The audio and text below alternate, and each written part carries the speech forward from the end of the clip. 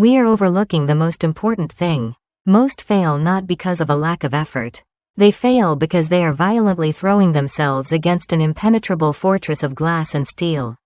Armed with nothing but obsolete weapons and desperate hope. Imagine the archetypal salesperson, a solitary warrior operating in the modern commercial arena, staring up at the monolithic structures that house the corporate giants.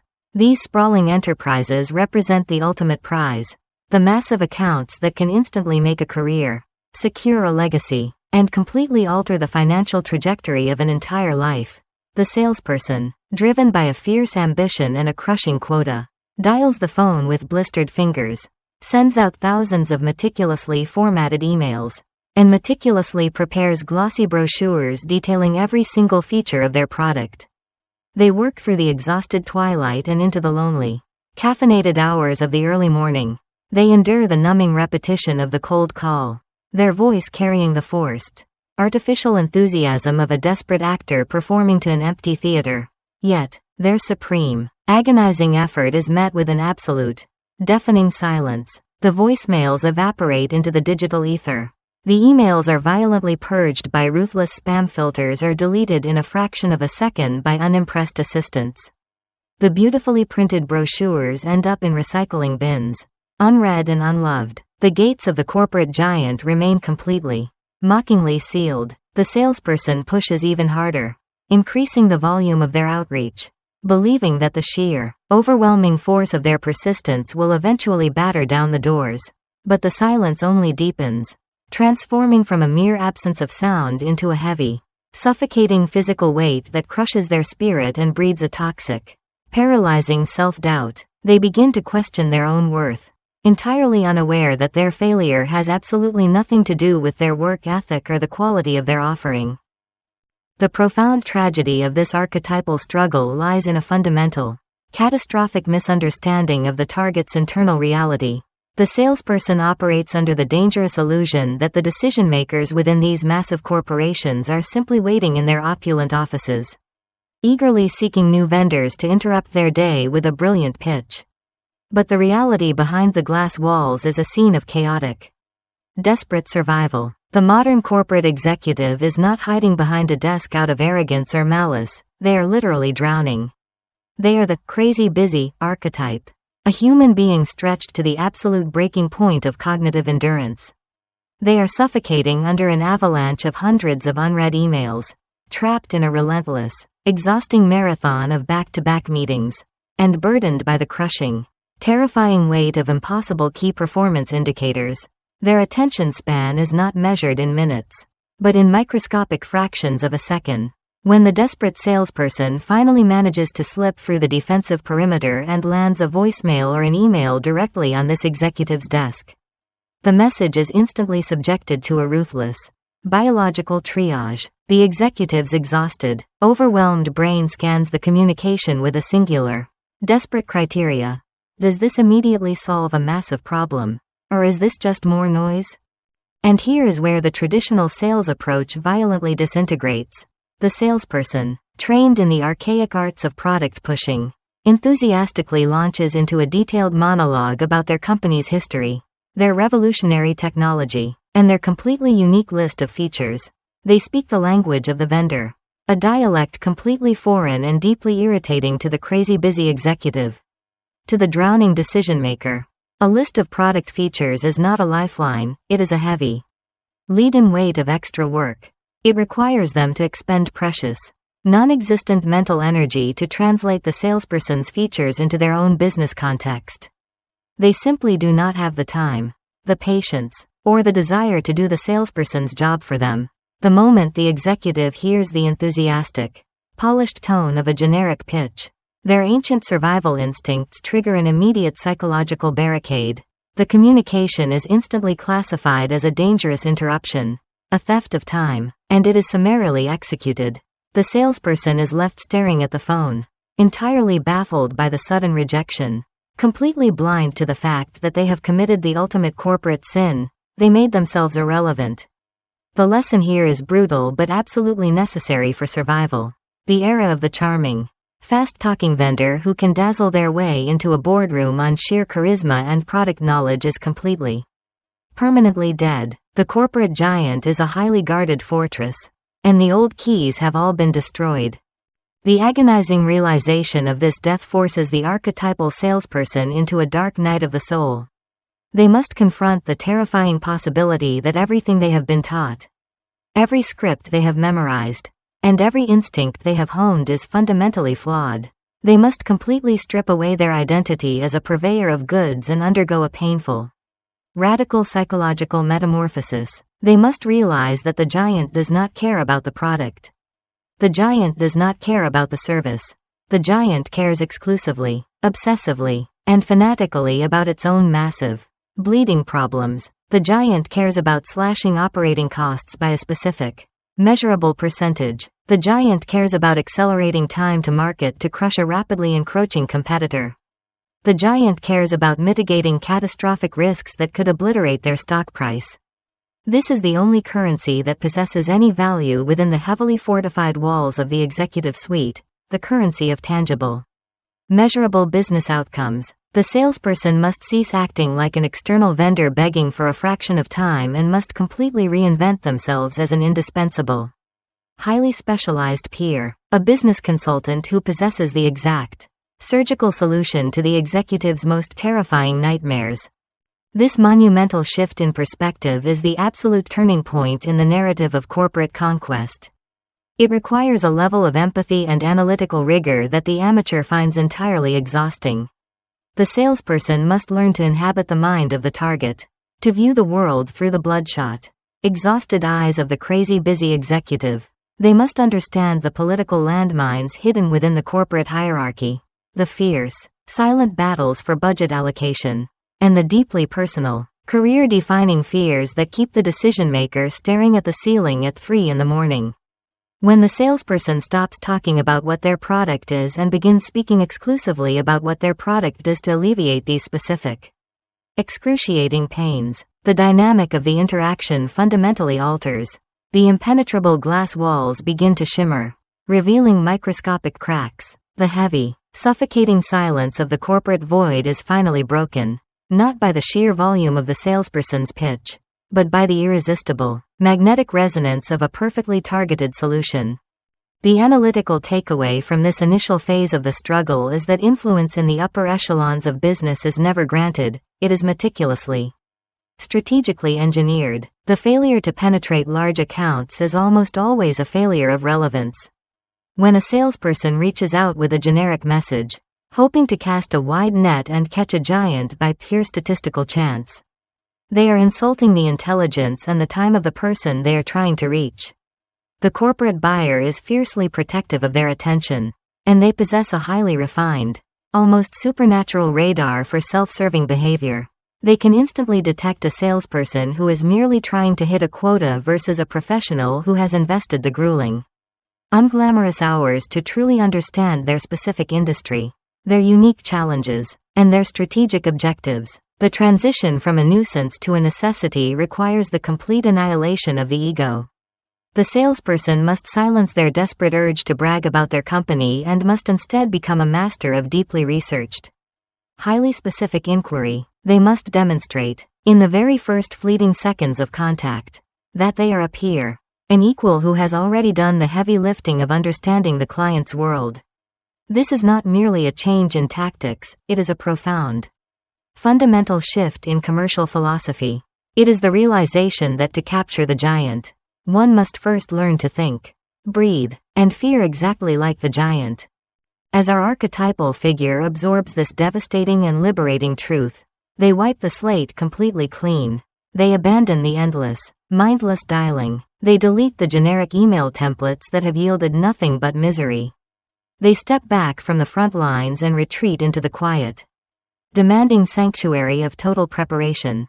They realize that the war for the giant's attention will not be won on the telephone, it will be won in the silent, agonizing hours of strategic research and deep, critical thought. They are about to embark on the creation of a weapon so precise, so undeniably relevant, and so completely irresistible that the crazy busy executive will have no choice but to halt their frantic marathon and listen. This weapon is the value proposition, but not the weak, marketing-approved fluff of the past.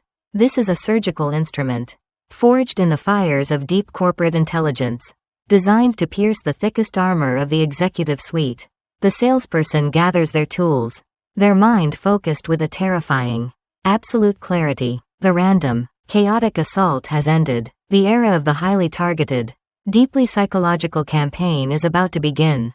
They sit before the blank page, knowing that the words they are about to construct must carry the weight of an entire enterprise, must speak the secret language of the boardroom, and must offer a promise so compelling that it instantly halts the frantic, suffocating momentum of the corporate giant.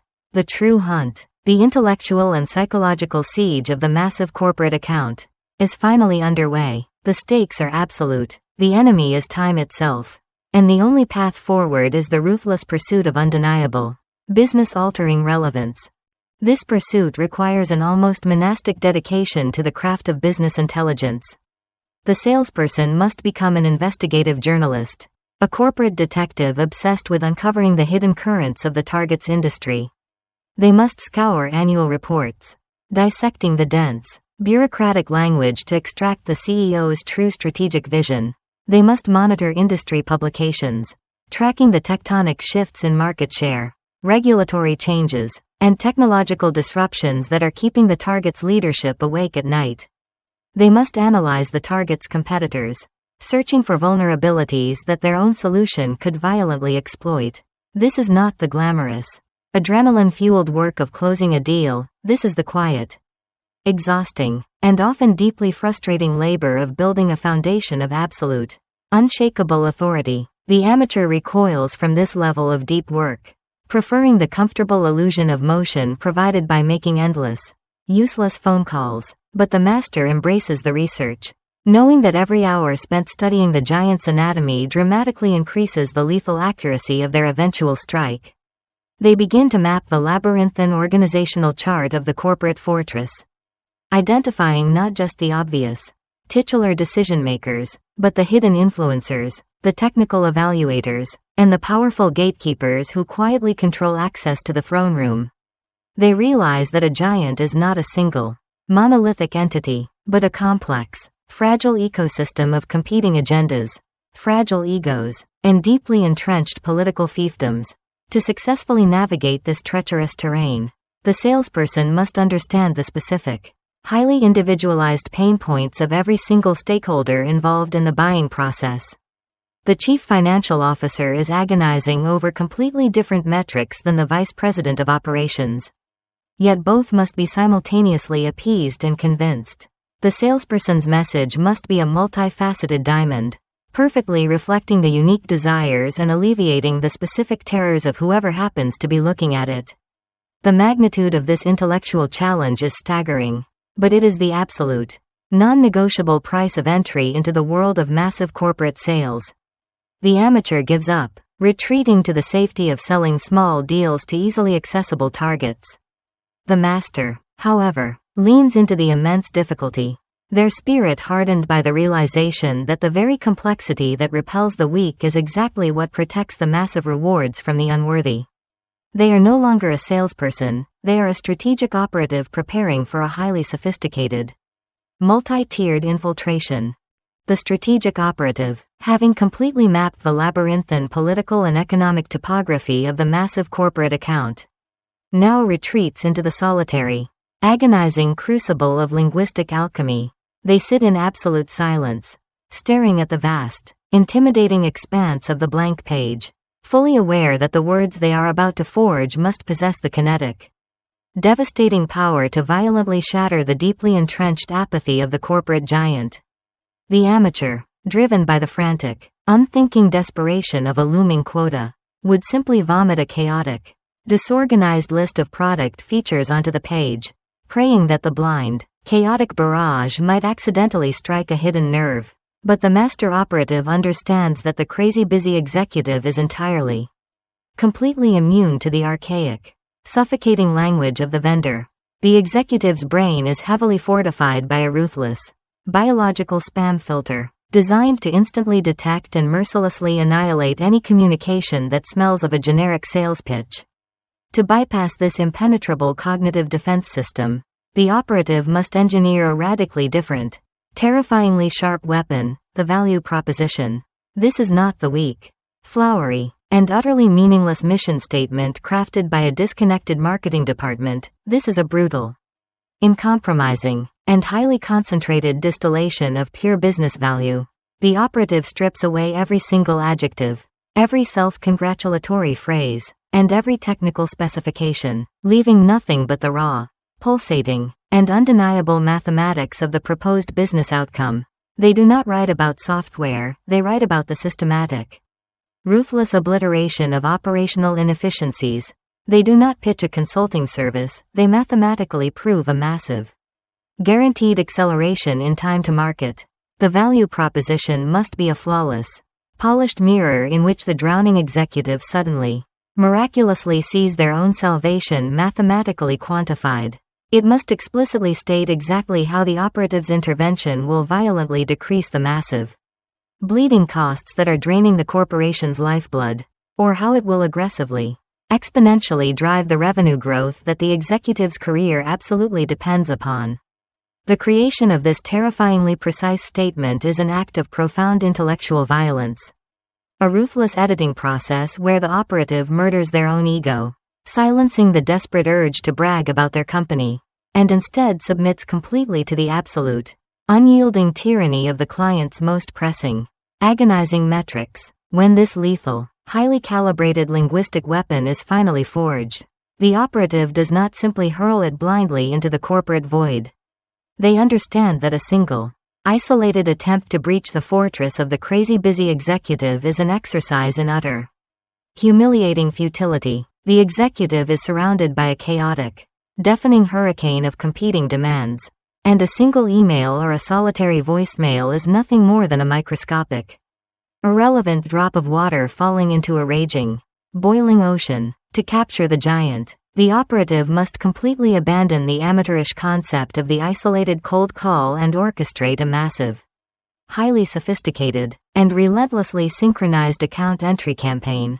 This is a multi-tiered, psychological siege, a meticulously choreographed sequence of highly targeted communications designed to slowly, methodically, and irresistibly surround the executive's consciousness.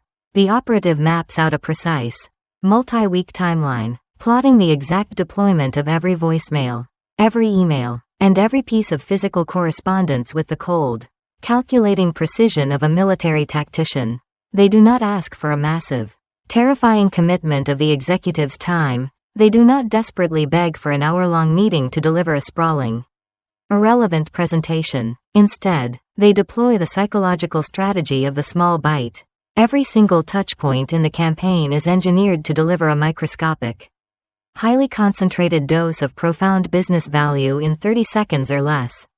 An email contains a single, devastatingly insightful statistic regarding a hidden vulnerability in the executive's specific industry. A voicemail politely, briefly references a recently published article about a competitor's aggressive expansion, accompanied by a single, terrifyingly sharp question that proves the operative possesses a deep, peer-level understanding of the executive's strategic nightmares. This relentless, synchronized barrage of small, highly valuable bites is designed to slowly, fundamentally alter the executive's perception of the operative. At first, the communications are ignored, swallowed by the massive, chaotic noise of the executive's daily existence. But as the campaign violently, consistently persists, delivering undeniable value without ever begging for an unearned reward, the heavy, suffocating wall of corporate apathy begins to crack. The executive's subconscious mind, constantly scanning the environment for threats and lifelines, begins to recognize a pattern. They realize that this operative is not a desperate, begging vendor, but a highly disciplined, deeply knowledgeable peer who possesses a terrifyingly accurate understanding of the corporation's bleeding wounds. The operative transforms from an annoying, invisible pest into a highly intriguing, potentially indispensable source of strategic intelligence. The profound analytical takeaway embedded within this grueling, meticulous phase of the campaign is the absolute, devastating power of perceived positioning. The traditional, desperate salesperson approaches the massive corporate account from a position of profound, begging weakness. They act as a supplicant. A lowly peasant standing outside the towering gates of the castle, desperately pleading for a brief, condescending audience with the king. This deeply ingrained, psychological subservience is instantly detected by the highly attuned radar of the corporate elite, triggering an immediate, biological repulsion. Powerful, crazy busy executives do not respect, do not trust, and absolutely do not buy from individuals who project an aura of desperate neediness. The master operative, through the rigorous, uncompromising deployment of the account entry campaign, completely upends this toxic, self-defeating power dynamic, by refusing to beg, by focusing entirely on delivering highly concentrated, deeply researched business value, and by speaking the cold, unforgiving language of corporate metrics. The operative artificially, forcefully elevates their own status. They seize the high ground, positioning themselves not as a vendor seeking a transaction, but as a scarce, highly sought-after business resource evaluating a potential partnership. They project the quiet, devastating, and absolute confidence of a highly paid consultant who has already diagnosed the disease and is calmly waiting for the patient to realize they are dying. This radical, violent shift in psychological positioning is the invisible, magical key that finally unlocks the executive suite. The executive, heavily burdened by the crushing isolation of corporate leadership, is desperately, silently starving for an equal, for a peer who can look them in the eye, completely unbothered by their title, and tell them exactly how to survive the impending economic slaughter. The operative, armed with their flawless value proposition and their relentless, value-driven campaign, becomes the manifestation of that desperate, silent prayer. Yet, even the most flawlessly executed account entry campaign, armed with the most mathematically devastating value proposition, can shatter harmlessly against the impenetrable walls of the corporate fortress if it is deployed at the wrong moment in time.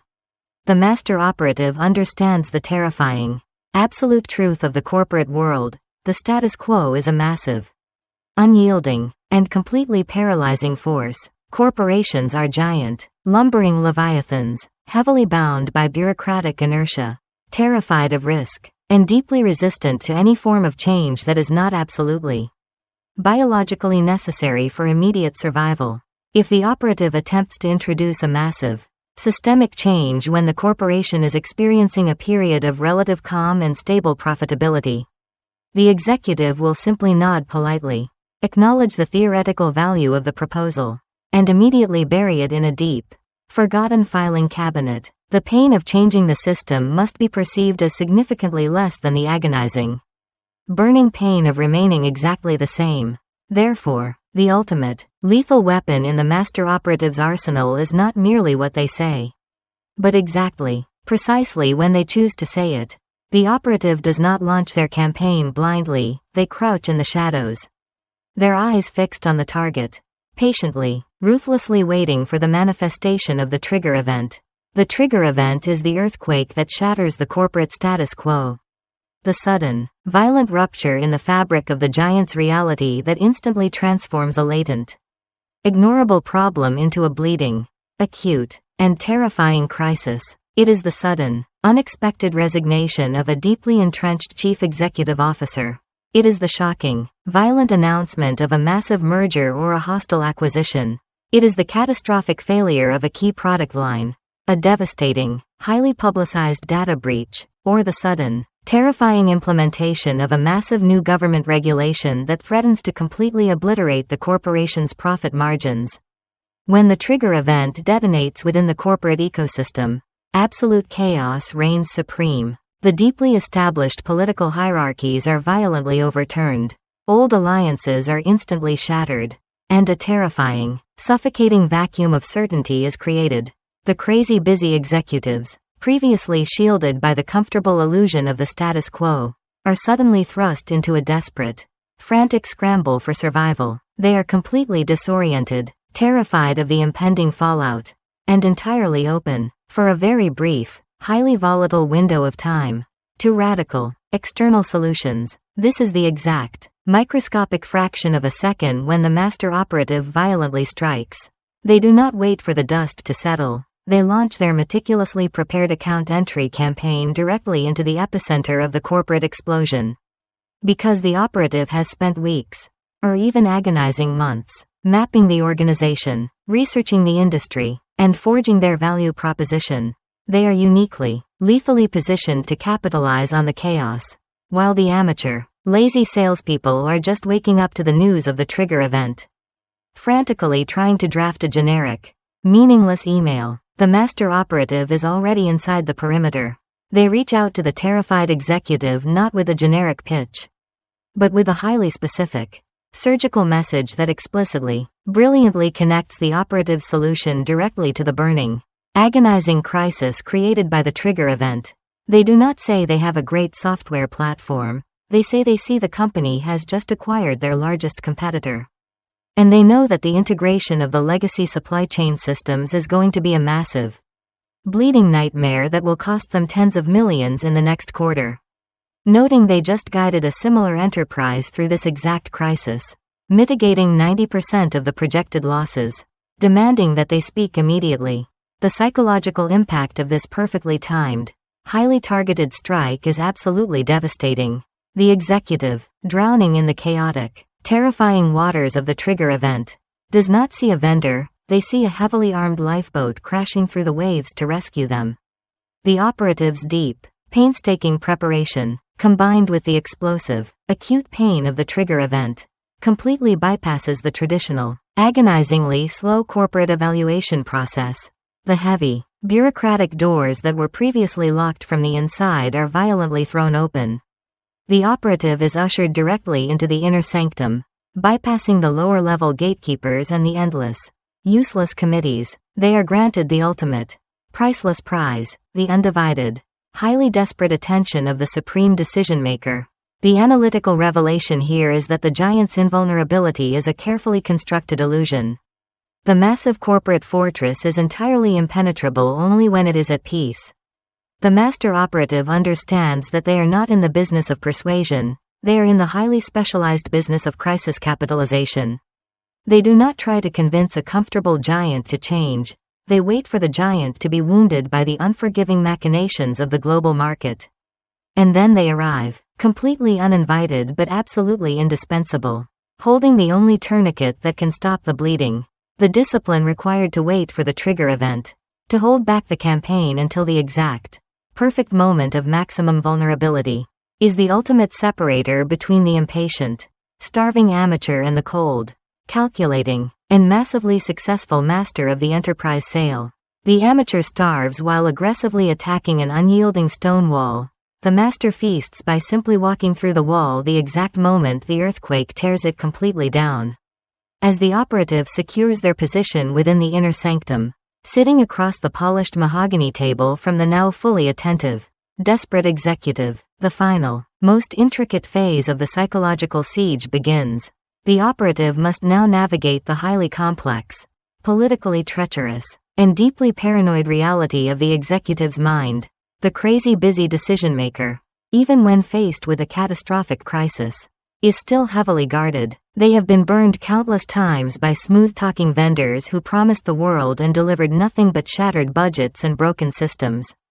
They are terrified of making a catastrophic mistake that could end their career, obliterate their carefully constructed reputation, and result in their immediate, humiliating termination. To close the massive, life-altering deal, the operative must completely, systematically dismantle this deeply ingrained, paralyzing fear of failure. They must transition from the role of the visionary consultant who diagnosed the problem to the role of the absolute, unshakable guarantor of success. They achieve this not through emotional, desperate pleading, but through the cold, relentless, and overwhelming presentation of undeniable proof. The operative deploys case studies not as marketing brochures, but as heavily researched, highly detailed legal briefs. They demonstrate exactly, step by step, how their solution was deployed in a similar, highly complex corporate environment, explicitly detailing the obstacles overcome, the specific metrics achieved, and the massive, undeniable return on investment realized. They remove all the terrifying, unknown variables from the equation, replacing the executive's paralyzing fear with the cold, comforting, and absolute certainty of a highly predictable, mathematically guaranteed business outcome. The operative weaves a seamless, heavily reinforced safety net beneath the terrified executive, proving beyond a shadow of a doubt that choosing the operative solution is not a dangerous, career-ending risk, but the only logical, highly secure, and absolutely necessary path to ultimate corporate salvation. This final, agonizingly complex phase of securing the massive commitment requires the master operative to transform from a brilliant strategist into a relentless, deeply empathetic project manager of the client's own internal anxieties. They understand that the crazy busy executive, even after acknowledging the severe bleeding and agreeing with the proposed tourniquet, is still completely paralyzed by the sheer, terrifying organizational friction required to implement a massive new solution. The executive looks down the barrel of a 6-month deployment, envisioning endless, politically charged meetings with hostile IT departments, terrified middle managers protecting their obsolete fiefdoms, and the inevitable, brutal disruptions to daily operations. This terrifying vision of internal warfare often causes the executive to retreat, choosing the slow, agonizing death of the status quo over the acute, immediate pain of systemic change. To conquer this final, massive psychological barricade, the operative must completely redefine the concept of the sale. They do not simply hand over a contract and walk away, leaving the executive to fight the internal battles alone. Instead, the operative proactively, aggressively maps out the entire implementation journey, assuming the heavy, burdensome role of the executive's personal Sherpa through the treacherous, political mountains of the corporate ecosystem. They anticipate the fierce resistance from the end users, proactively providing the executive with the exact, persuasive language and the heavily documented proof needed to crush internal dissent before it can even organize. They break the massive, terrifying project down into incredibly small, easily digestible, and completely non-threatening micro-commitments. They do not ask the executive to sign a multi-million-dollar agreement on day one. They ask for a simple, 30-minute alignment call with the specific department head who will be most threatened by the change, offering to absorb the political heat of that conversation entirely on their own shoulders. This radical, deeply empathetic approach completely disarms the executive's paralyzing fear of implementation. The operative ceases to be an external vendor attempting to extract revenue and becomes an indispensable, highly trusted extension of the executive's own leadership team. The executive realizes, with a profound, overwhelming sense of relief, that they do not have to drag this massive, heavy boulder up the mountain by themselves. The operative is already standing beside them, their hands calloused, their shoulders braced, ready to absorb the crushing weight of the execution. This is the ultimate, devastating power of true business partnership. The traditional, amateur salesperson entirely abandons the client at the exact moment the client is most terrified, the moment of implementation. The master operative, however, recognizes that the actual signing of the contract is merely a minor administrative formality. The true sale is the relentless, daily management of the client's internal political risk. By forcefully taking ownership of that risk, by systematically eliminating every single excuse for delay or retreat, the operative completely corners the executive with the absolute, undeniable logic of progress. The decision to proceed is no longer a terrifying leap of faith into the chaotic unknown. It is a carefully managed, highly predictable, and entirely safe descent down a flawlessly paved road. The operative has not merely sold a product, they have successfully sold a complete, guaranteed, and entirely painless business outcome. The massive, impenetrable corporate fortress has not been violently conquered, its heavy, fortified gates have simply been willingly, gratefully opened from the inside by an executive who was desperately, silently starving for an absolute guarantor of their own professional survival. The analytical revelation that crystallizes from this grueling, magnificent conquest is the profound, counterintuitive truth about human motivation within massive bureaucracies. The operative discovers that the true, underlying currency of the corporate world is not money, not innovation, and not even market dominance. The absolute, supreme currency that drives every single decision at the highest levels of power is the desperate, agonizing mitigation of personal, career-ending risk. The crazy busy executive is not a bold, fearless visionary eager to gamble their entire livelihood on an untested vendor. They are a highly vulnerable, deeply terrified human being navigating a political minefield where a single misstep means immediate public execution. The amateur fails because they try to sell the dream of massive, unearned reward to a person who is entirely, biologically consumed by the terror of catastrophic loss. The master succeeds because they ruthlessly, systematically eliminate the terror. They build a psychological fortress around the executive, proving with absolute, mathematical certainty that choosing the operative solution is the single safest, most secure, and entirely risk-free decision they could possibly make. The master understands that to sell to the giant, one must completely annihilate the giant's fear. They do not sell software, they sell career insurance. They do not pitch consulting services, they deliver absolute, unshakable peace of mind to a mind that is drowning in chaos. This profound shift in perspective transforms the grueling, deeply frustrating process of enterprise sales into a high-stakes, incredibly rewarding exercise in profound human empathy and elite psychological management. The operative is no longer a beggar at the gates, they are the highly compensated, deeply respected architect of corporate salvation. The journey, however, does not end with the glorious, triumphant signing of the massive contract. The master operative, standing at the absolute pinnacle of their profession, understands that the most dangerous, highly toxic emotion in the commercial universe is the warm, comforting illusion of victory, while the amateur celebrates the closed deal, disappearing into a haze of unearned relaxation. The master immediately, ruthlessly pivots their focus to the terrifying, unforgiving reality of long-term account retention. They know that the massive corporate giant, having finally allowed the operative inside the walls, is now watching them with a cold, unforgiving, and highly skeptical eye. The giant expects failure. The giant expects the operative to transform back into a lazy, unresponsive vendor the exact second the ink dries on the agreement, to permanently secure their position, to transform the giant from a single transaction into a massive, endlessly generating engine of wealth. The operative must launch a relentless, proactive campaign of overwhelming value delivery. They do not wait for the client to complain about a problem. They anticipate the problem months in advance and present the solution before the client even realizes they are bleeding. They obsessively monitor the client's industry, constantly feeding the crazy busy executive highly curated, intensely valuable strategic intelligence that has absolutely nothing to do with the operative's product, but everything to do with the executive's personal success.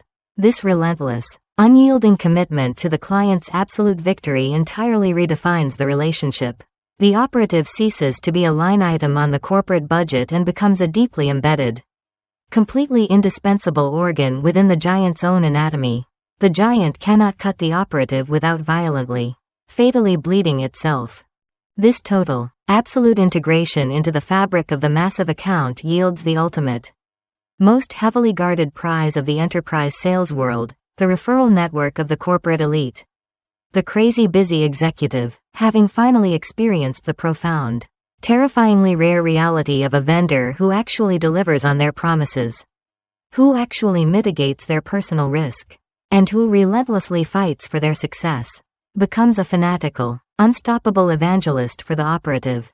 The executive sits in highly exclusive, closed-door industry forums, surrounded by other deeply terrified, drowning peers, and they actively, aggressively drag the operative into the conversation. The operative no longer has to cold call the impenetrable fortresses. The drawbridges are proactively lowered for them by the most powerful, highly respected voices in the industry.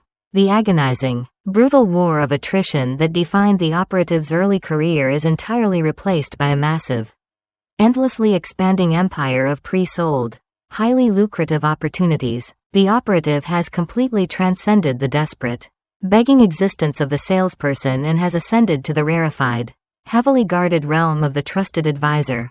They walk through the corridors of power not as an outsider hoping for a scrap of attention, but as an equal, a peer, a recognized master of the corporate game. The initial, terrifying silence that once crushed their spirit has been completely, permanently replaced by the deafening, continuous roar of overwhelming, undeniable commercial success. They have cracked the absolute, ultimate code of the corporate Leviathan. not by yelling louder, but by thinking deeper, researching harder, and executing with a cold, terrifying, and profoundly empathetic precision. The core message and ultimate, undeniable meaning that this profound exploration intends to permanently brand onto the consciousness of the reader is that the massive, impenetrable corporate giants are not conquered by force, but by a radical, uncompromising shift in strategic empathy. It demands the absolute annihilation of the salesperson's ego and the complete, religious submission to the frantic, terrified reality of the crazy busy decision-maker. To sell to the giant, you must entirely stop selling your product, and start obsessively, ruthlessly solving their most agonizing, career-threatening business problems. It is a grueling, unforgiving path that requires deep research, flawless execution, and the courage to walk away from the chaotic noise of amateur tactics. But it is the only path that leads to the absolute summit of commercial power. Your relevance is the only key that will ever unlock the doors of the corporate giant.